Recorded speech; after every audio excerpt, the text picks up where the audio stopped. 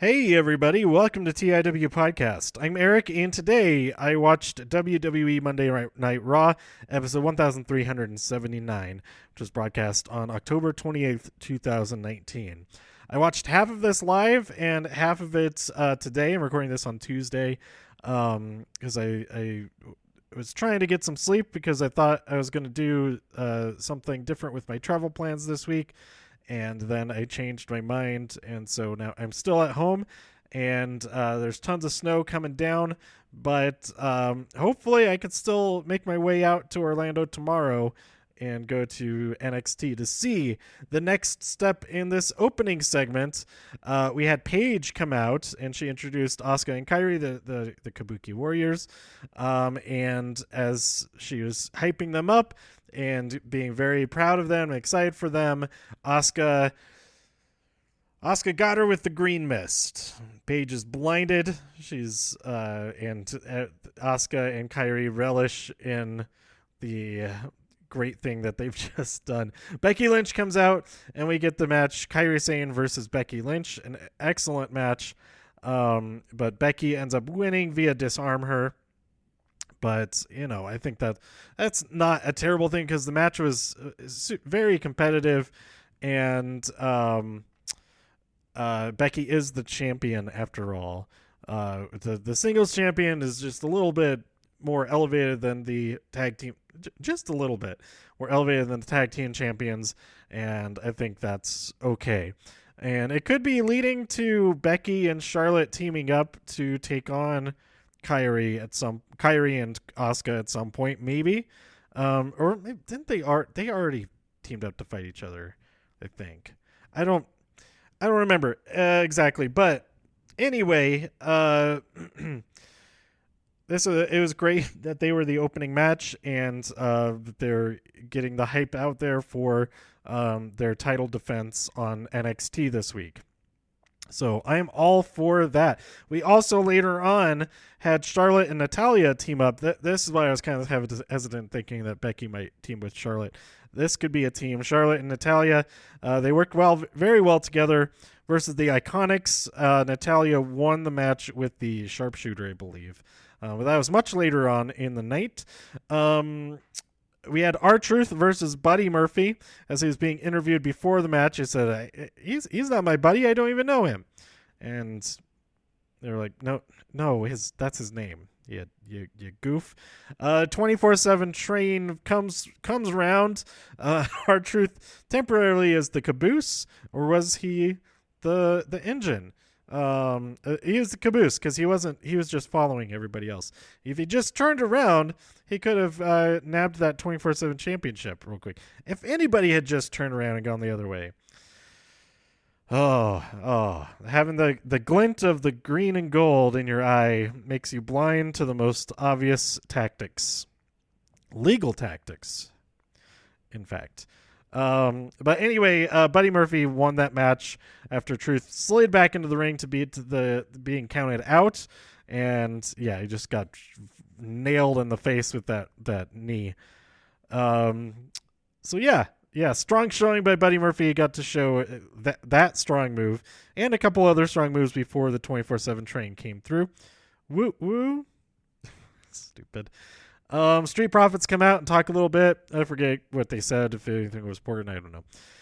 We had Drew McIntyre versus Ricochet. This is a really long match, really good match. I'm really glad that Drew is back. But it ends in disqualification when Randy Orton hits an RKO on Ricochet. So there we go with the RKO. The Viking Raiders defeated a couple of Chicago Cubs. I guess I don't know. I didn't pay attention to that, but it would have been weird if the Viking Raiders lost that match.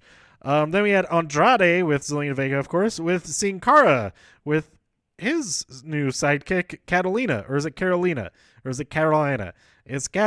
They said Catalina at the top, and then the graphics said Carolina, and then somebody said, I think Jerry was saying Carolina, and then Vic was correcting as Catalina. So I don't know who this person is.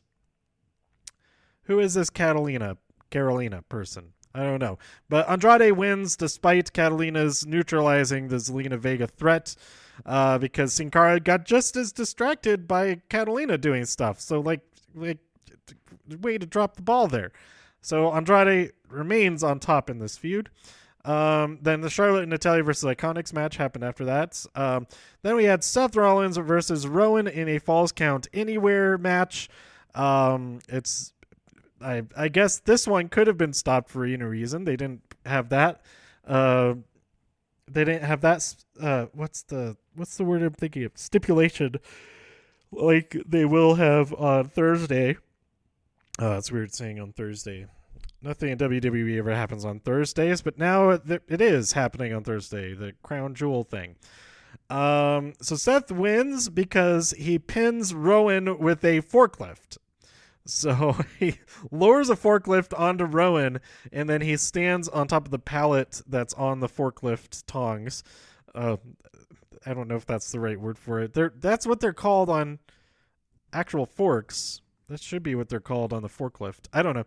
But, yeah, he gets a pin, and Rowan is stuck there. We never see any follow-up if he ever gets out from under that pin situation. That's a real pinning situation. Like, use that phrase a lot, but this definitely warrants the use of that phrase, that it is truly a situation that he's in. But then we had AJ Styles versus Humberto Carrillo, because AJ really picked a fight with him because he said that he was offended that Seth was considered the top champion because AJ Styles is the top champion. So this was another great match. Thing that made me really, really laugh was when Jerry said something along the lines of, "Oh, AJ is oh, what did he say? AJ has become accidentally horizontal after he got knocked down." It really, really made me laugh. But AJ wins the match with the not the calf crusher. And then he goes to shake Humberto's hand, and then draws his hand away, psychs him out, and Humberto is not a fan of that. He punches him right in the face, and then the OC gang up on him, start beating him up, and then the Street Profits come out to the rescue. And then the last segment of the night. Shay, I don't even really want to talk about this because it's not good, not great. It's not a fun storyline or anything like that, so I'll just leave it at that. But it was Jerry Lawler's divorce court instead of King's court, and it was Rusev, Lana, and Bobby. Bobby had lied about Rusev having cheated on Lana. That's the real thing, but on top of but she airs all these other grievances, and then that's not even the actual reason. That's kind of, I don't know. And Rusev takes off his wedding ring and shoves it into Bobby's mouth and slaps him. And then Lana hits him with the I said I wasn't going to talk about it. Yeah, whatever.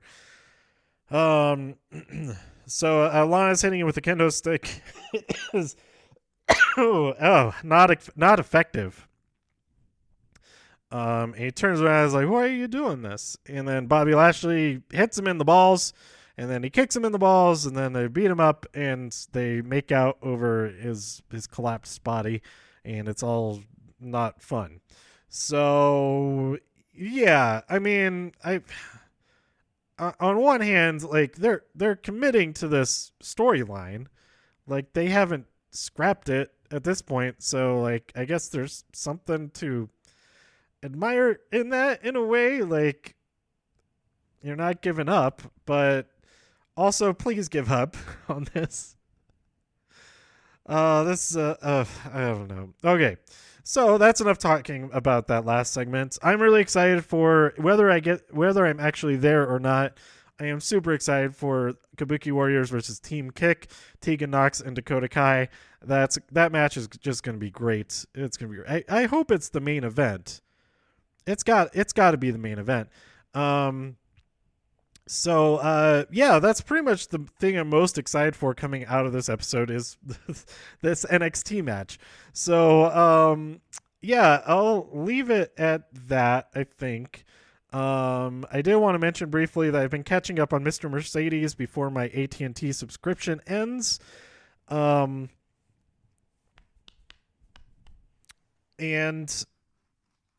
what am I saying? It was really good. Season 2 is really good, and I'm a couple of episodes into season 3. And I have no idea. It hasn't finished airing yet. Luckily, the last episode will air before my AT&T Now subscription ends, so I should be able to complete watching season 3. And until it's done, there's like no idea if it's going to be able to continue to season 4 or not. It could have been said that it would have season 2 ended pretty definitively that could have been the end of the series, and it would have been great. So now it might be starting to get into like Dexter territory, that now we're into other storylines that maybe are not as good, but they're keeping some things from season 2 going, so those might be pretty good too. And Brett Goldman is on this season, and he is super, super funny. He's not like, I mean, he is funny, but he's not just only funny in this show. But anyway, yeah, go check out Mr. Mercedes if you have AT&T TV Now. I think that's the only way you can watch it, or on DVD and Blu-ray. I believe you can get season 1 and 2 out on home video, and both seasons are really good. Season 2, it's so different. Season 2 is so different. Every season is so different, but it's still like the. Anyway, that's enough about Mr. Mercedes. Go check it out. I like it. I think you'll like it if you like creepy, weird horror, murder mystery type stuff, and some supernatural stuff too. So that's all I want to talk about, I think. Oh my god, I also watched Tall Girl. I watched that this morning, like early in the morning, and like why did that movie get made? I mean, it was well made. It had like pretty decent acting and all of that. There's some good jokes and stuff, but the whole premise of the movie, I guess I get the maybe the intent of it is to accept who you are or whatever, but like the journey to get there is not. I don't think it's productive. I don't know. So don't watch that movie. It's on Netflix. Don't watch it. Don't watch it. Don't watch that movie called Tall Girl, not Call Girl. There might be a movie called Call Girl, and that might be pretty good. But anyway, okay, that is now it. Now, what if they made a movie called Tall Call Girl? That could be interesting. I don't know. Let me know what you thought about this week's Raw by tweeting me at TIW podcast. Tweet me at TIW podcast. Go to TIWpodcast.com for more views. If you enjoyed this episode or anything else on the site, please share some links with your friends. Subscribe on iTunes, Spotify, Stitcher, YouTube, wherever you like to listen. Stay safe out there in all of the infinite multiverses, and I'll see you next time here on TIW Podcast. Bye.